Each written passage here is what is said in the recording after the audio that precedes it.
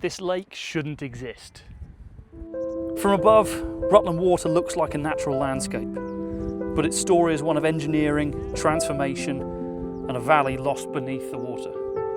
At first glance, there's nothing unusual about this place. The water stretches out towards the horizon, and on a calm morning, the only sounds are the wind through the reeds and the calls of the birds. It feels ancient, permanent, but this landscape is younger than many of the oak trees growing around it.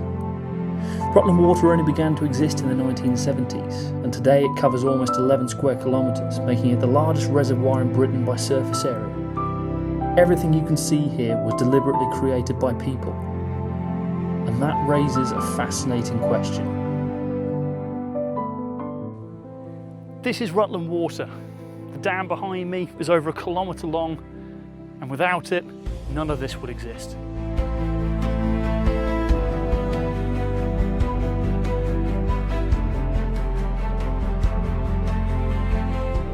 It's about 23 miles to walk or cycle around it, and at its deepest point, the water behind me goes down about 30 metres.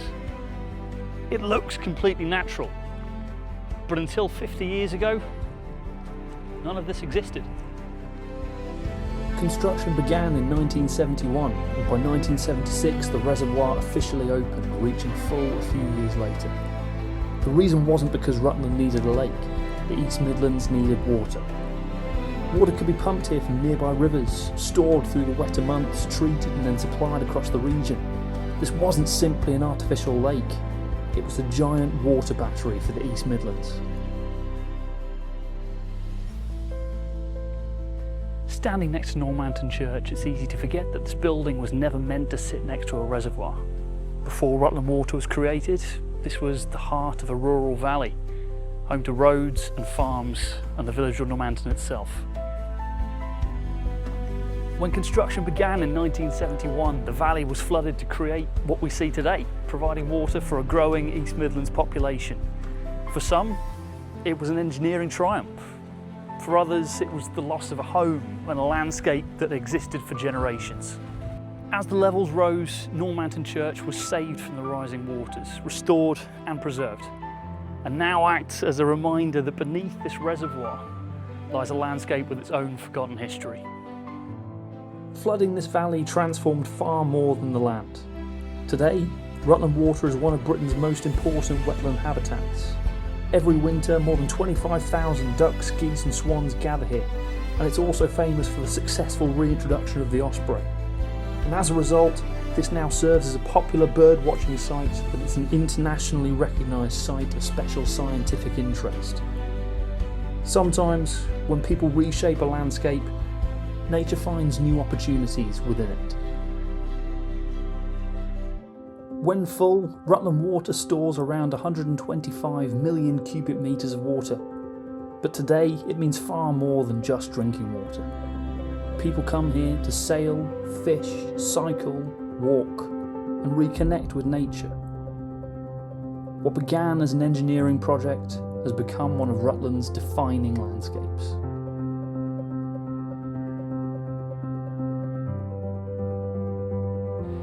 I'm filming this during one of the warmest June and July periods on record. And as you can see, the water levels here at Rutland Water have seen better days. There's no denying that this reservoir was constructed for a climate that existed 50 years ago and a population that was significantly lower. But the question now is, with rising temperatures and increasing evaporation rates, are yesterday's systems built for previous climates and populations able to cope with tomorrow's demands?